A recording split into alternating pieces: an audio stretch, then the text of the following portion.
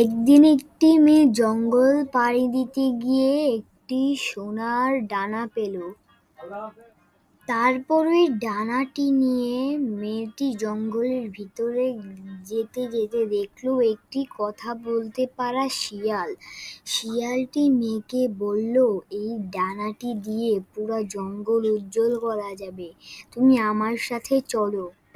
তারপর শিয়ালটি মেয়েটিকে একটি সমুদ্রের কিনারায় নিয়ে এসলো আর বলল, এই সমুদ্রটা এই ইটগুলো দিয়ে একটা একটা করে পার করতে।